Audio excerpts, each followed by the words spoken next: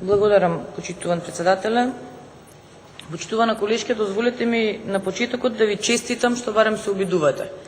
Што барем некој од владеачкото мнозинство има доблест да подсети дека работите во град Скопје на планот на градежништвото на вистина се загрижувачки и дека треба да почнеме да размислуваме за решенија. Може би ова не е решението, меѓутоа сепак добро е што некој барем има доблест да го отвори проблемот. Или како што велите во самиот вовед на предложеното законско решение, поради бројните политички, социјални, културни и економски фактори, улогата на стручната и научната јавност во развивањето на градовите е маргинализирано. Ова е особено забележително во Скопје, каде изостанува одржлив и рамномерен плански развој на 10 општини што го сочинуваат градот. И до тука се согласувам целосно. На Скопје апсолутно веќе одамна му е потребно некој да почне вистински да се грижи за неговиот урбан развој. Меѓутоа, за Скопје мислам дека веќе важи онаа народната, операцијата е успешна, пациентот е мртов. Скопје толку многу се награди во изминатите 4 години, да не сум сигурна дека не само вакво решение од типот на воведување на градски архитекти или совет на градски архитекти, не сум сигурна дека било што во следниот период може да помогне да тоа се поправи. И проблемот не е во немање на стручна јавност или во немање на луѓе кои што знаат да кажат како треба тоа да се направи.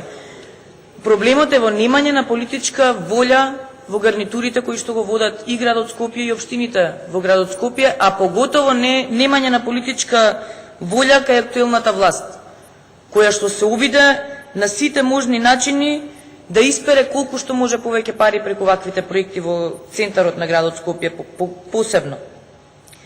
Она што го предлагате во членот 21 да градскиот архитект го избира советот на градот Скопје на предлог на градоначалникот, избран од професионалните асоциации, Комора на овластени архитекти и овластени инженери, Асоциација на архитекти, Сдружение на архитекти. Ве разбирам дека го правите со најдобра намера.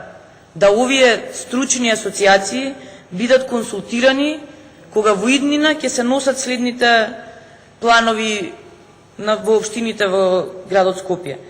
Меѓутоа нема потреба да бираме градски архитект за тие да бидат консултирани. Значи тие постојат, функционираат во целиот овој изминат период. Имаат стручњаци кои што верувам најголемиот дел и без надомест ќе дадат придонес да сите урбани решенија во градот Скопје бидат подобри. Убедена сум дека доколку и сега има политичка волја кај владеачкото мнозинство и во градот, и во општините на централно ниво да тие се консултираат, подготвени се без никаков надомест, само за доброто на местото во кое што живеат, да помогнат, да дадат совет и да дадат решение на хаосот во кој што се наоѓаме. За жал, најголемиот проблем е немањето на политичка волја да тие се слушнат. Ниту кога се носат законски решенија, ниту кога се носат измени на генералниот план, ниту кога се носат измени на деталните урбанистички планови во општините. Ништо не ги чини ниту општините, ниту градот да направат една обична консултација со овие асоциации и да нивното мислење го земат за релевантно. Да се обидат барем да го чујат тоа што тие го кажуваат.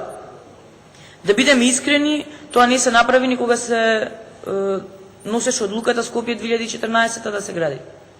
И се беше во ред кога се говореше дека ќе има фонтана во центарот на Скопје. Добро, тоа е прифатливо. Ама се стави Александар на фонтаната. Се ставија уште 10-15 споменици на плоштадот. Се ставија уште десетина споменици во Жена парк. Се ставија и шмизли, и мачки, и бикови, и кондураджи, и што ти не. Уште Томи Джери фалат да ги ставиме во центарот на градот. Или можеби Мечето Ушко. Значи на мојата генерација и Томи Джери и Мечето Ушко влијае многу. Пред заспивање си легнувавме со Мечето Ушко. Зошто да не го ставиме во Жена парк и него? Сега кога веќе го имаме Прометеј, дадовме уште 5000 евра за гаќи да му ставиме на Прометеј, да го ставиме и Мечето Ушко. Во распон од 20 години влијаеше на тие генерации. Она што е сериозен проблем е што ваквото немање на волја продолжува и на ниво на општините. Значи заради некакво усогласување со генералниот урбанистички план, кој што инаку, да ве потсетам, е во фаза на менување. Значи, во текот на следниот месец ќе се усвои нов генерален урбанистички план на седницата на Советот на град Скопје. Сепак, општината Кисела Вода прави усогласување на деталниот урбанистички план за Цветан Димов со генералниот и предвидува со Јужниот булевар да се срушат 460 стамбени куќи.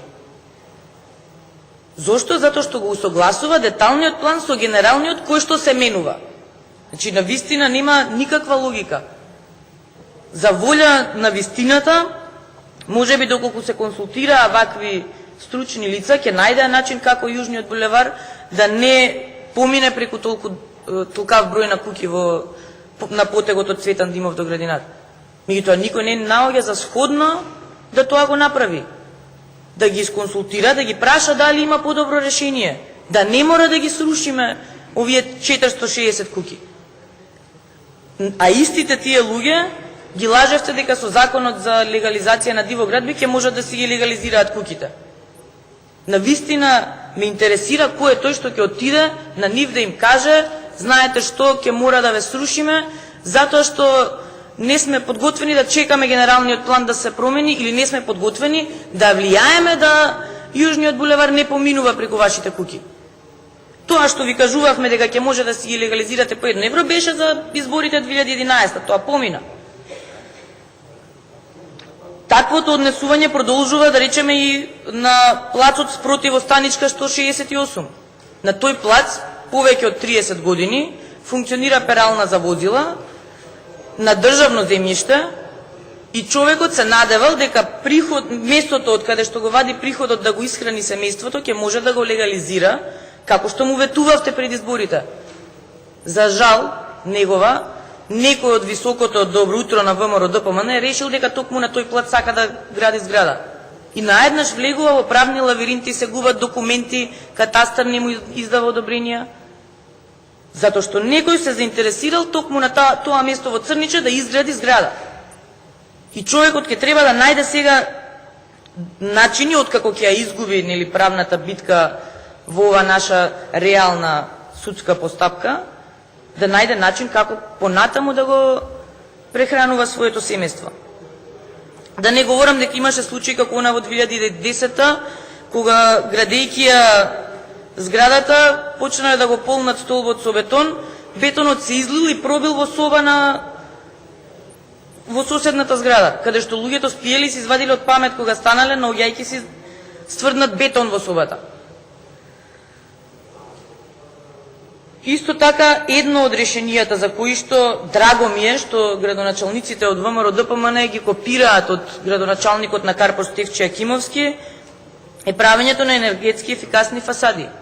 Нешто што на вистина општините не ги чини многу, а што на граѓаните во зградите каде што живеат, на вистина ќе им придонесе да заштедат на трошоците за енергија. Нема доволен број на јавни тоалети во градот Скопје, нема доволен број на зелени површини и така натаму и така натаму. Меѓутоа, проблемот не е во немање на градски архитект. Проблемот е во немање на политичка волја и во немање на желба да на вистина се работи добронамерно во градењето на градот Скопје. Не мора да се почитува ликот што Кензо Танге го замислил пред многу години. Доволно е сите овие асоциации кои што ги наведувате во предложено законско решение да се викнат година дена ако треба да дебатираат, да се консултираат, меѓутоа на крајот, кога ќе се донесе генералниот урбанистички план, кога ќе се осмисли ликот на градот Скопје, да тоа и биде концепцијски, меѓутоа и да биде реално остварливо на терен. Да не треба, како во Кисела Вода, да се срушат 460 куќи за да се направи Јужниот булевар. Заради тоа, почитуване колешки, ќе ви честитам уште еднаш, што се обидувате, барем со вакви предлози, за кои што се надевам ќе добиете поддршка барем од вашите коалициони партнери, што се обидувате да го отворите проблемот, да го дискутираме и да се обидеме да најдеме решение. Благодарам.